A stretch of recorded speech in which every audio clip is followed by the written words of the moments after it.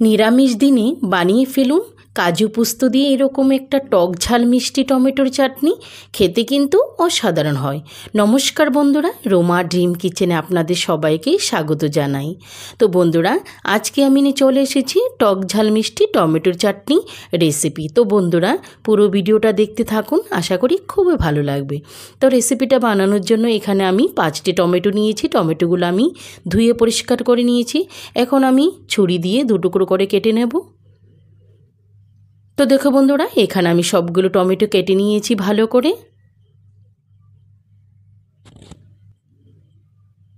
আর এদিকে একটা কড়াই বসিয়ে দিয়েছি। কড়াইতে দিয়ে দেব আমি 1-2 চামচ পরিমাণ তেল। এখানে আমি কাজুগুলো ভেজে নেব। অল্প পরিমাণ কাজু নিয়েছি আমি। সবগুলো কাজু আমি উল্টিয়ে পাল্টিয়ে হালকা করে ভেজে নেব। তো দেখো বন্ধুরা, মোটামুটিভাবে কাজুগুলো আমার ভাজা হয়ে গেছে। এখন আমি কাজুগুলো উঠিয়ে নেব। ওই তেলে আমি দিয়ে দেব টমেটোগুলো।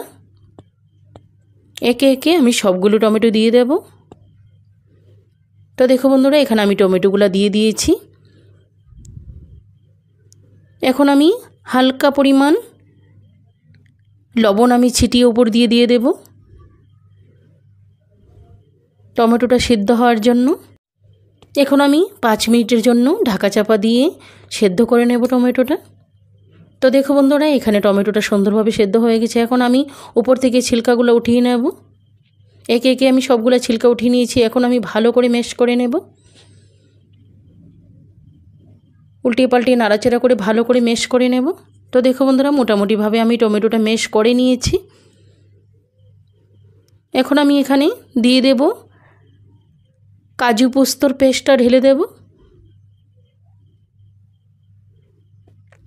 দিয়ে দেব এখানে একদম অল্প পরিমাণ লবণ, কেননা আমি লবণটা আগেও অল্প পরিমাণ দিয়েছি।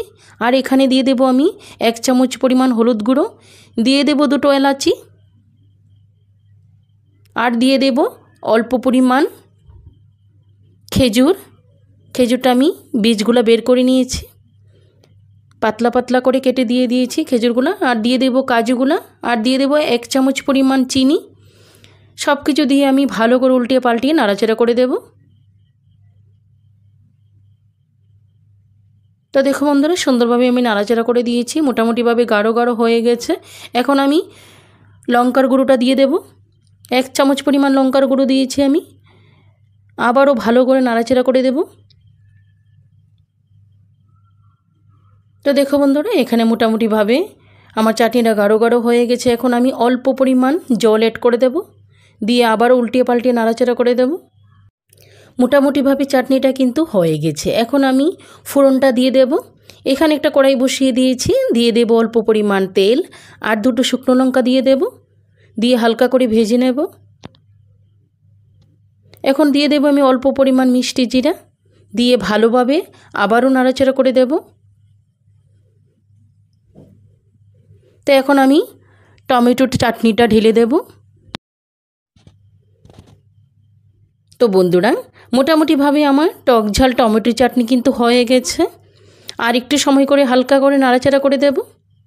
তো দেখো বন্ধুরা, একদম সুন্দরভাবে আমার টমেটোর চাটনি সুন্দরভাবে হয়ে গেছে।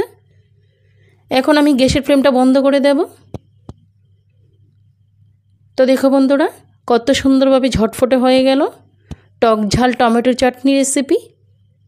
তো বন্ধুরা, খাবারের শেষ পাতে এরকম একটা চাটনি রেসিপি হলে একদম জমে যায়। তো বন্ধুরা, রেসিপিটা কেমন লাগলো ছোট্ট একটা কমেন্ট করে জানাবেন। আর যদি ভালো লাগে লাইক শেয়ার সাবস্ক্রাইব করে আমার পাশে থাকবেন। পাশে থাকা অল অপশনটি ক্লিক করে দেবেন, যাতে করে সবার প্রথমে আপনার কাছে নোটিফিকেশন চলে আসে। দেশের বাইরে যে যেখান থেকে ভিডিওটি দেখছেন তাদেরকে অসংখ্য ধন্যবাদ জানাই। আর আমার প্রিয় পুরনো বন্ধুদেরকেও অনেক অনেক ধন্যবাদ। তো বন্ধুরা, আজকে এই পর্যন্ত। আবার দেখা হবে নতুন কোনো রেসিপিতে।